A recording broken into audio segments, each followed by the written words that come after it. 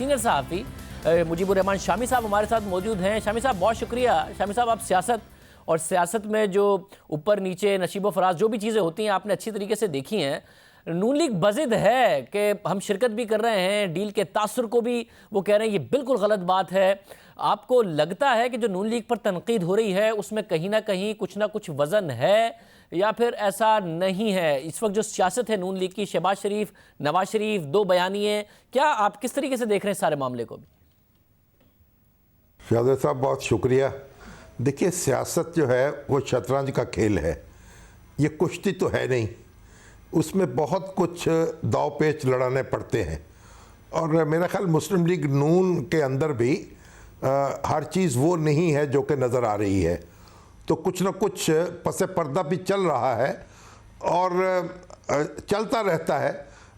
असल में इस वक्त मुस्लिम लीग नून ने मौलाना के आज़ादी मार्च के साथ पंजाब में जो रवैया रखा है वो एक ताज्जुब का बायस बना है। लोग ये समझ रहे थे कि हर शहर में कम से कम कारकुन इकट्ठे होंगे, लीडर इकट्ठे होंगे और भरपूर इस्तकबाल करेंगे मौलाना का, लेकिन ऐसा नहीं हुआ और मौलाना एक किस्म से रूखे रूखे से पंजाब की हदूद से निकल गए। मगर अब कहा जा रहा है कि एक बड़ा जलसा जो है होगा और उसमें शहबाज शरीफ साहब भी मौजूद होंगे, मौलाना के दाएं खड़े होंगे। तो गोया अब मुस्लिम लीग नून जो है वो अपनी ताकत बचा के भी रख रही है, ये एहसास भी दिला रही है कि उसने अपनी ताकत जो है पूरी की पूरी झोंक नहीं दी और मौलाना के साथ खड़ी भी है। तो जाहिर है कि इसके कुछ ना कुछ असरात ज़रूर होंगे और वो समेटने की ख्वाहिश भी होगी। मतलब आप समझते हैं कि सारी सूरत हाल में कम से कम ये बात तय है कि एक बात क्लोज ट्रांजैक्शन है कि जी वजीर आजम ने और हुकूमत ने कहीं नहीं जाना, मौलाना फजलुर रहमान कुछ भी करें और नून लीग उनके साथ मिलकर कुछ भी करे? आपको लगता है कि कहीं ना कुछ गुंजाइश है?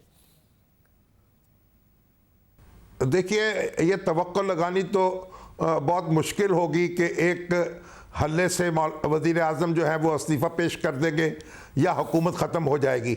देखिए, इस तरह के धरनों से और इस तरह के मार्च से हुकूमत जानी भी नहीं चाहिए। मैं तो असूली तौर पर इसका कायल नहीं हूँ, लेकिन हुकूमत इसके कमज़ोर ज़रूर होगी।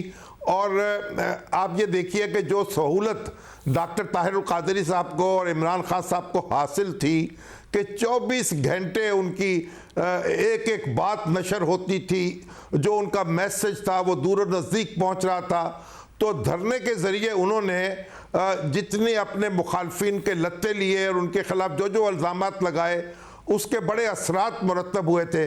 मौलाना को और उनके हामियों को ये सहूलत मुयस्सर नहीं है। मैं नहीं समझता उनकी लाइव कवरेज इस तरीक़े से होगी और जो उनका मार्च था उसकी भी लाइव कवरेज उस तरीके से नहीं हुई, बस चंद लम्हों के लिए मंजर दिखाया जाता था। तो इसलिए वो तवक्को तो नहीं रखनी चाहिए कि उनका पैगाम भी कोई इस तरीके से पहुंचेगा। लेकिन बहरहाल उन्होंने हुकूमत को कमज़ोर किया है और नफसियाती तौर पर जो मुक़्तदर हल्के हैं उनको सोचने पर मजबूर भी किया है कि अपोजिशन से कोई मामला करना पड़ेगा, एक तरफा गाड़ी नहीं चलेगी।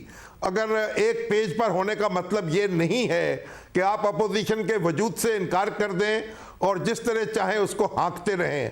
आप देखिए, जो हमारे ताजर और सनतकार हैं वो जब चीखो पुकार करते हैं, उनके खिलाफ कार्रवाइयाँ होती हैं तो वो चीफ ऑफ आर्मी स्टाफ के पास पहुंचते हैं और वजीर आज़म के पास पहुंचते हैं, उनके लिए कमेटियां बनती हैं। और ये जो बेचारे पॉलिटिशियंस हैं ये कोई लेसर गॉड के बेटे हैं कि इनको कोई पूछता नहीं है। जिस तरीके से मुकदमे इन पर कायम हो रहे हैं, जिस तरीके की कार्रवाइयाँ इन पर हो रही हैं, जिस तरीके से सी क्लास में रखने और सौबत में मुब्तला करने के एक फैसले किए जा रहे थे, तो वो मामला जो है आगे नहीं बढ़ सकेगा और हुकूमत को भी और मुख्तदर हलकों को भी सोचना पड़ेगा कि अगर वो एक पेज पर हैं तो फिर जो इंतकामी कार्रवाई होगी, जो अपोजिशन का नातका बंद होगा, तो उसके असरात उन पर भी होंगे और पाकिस्तान इसका मुतहम्मिल नहीं हो सकता।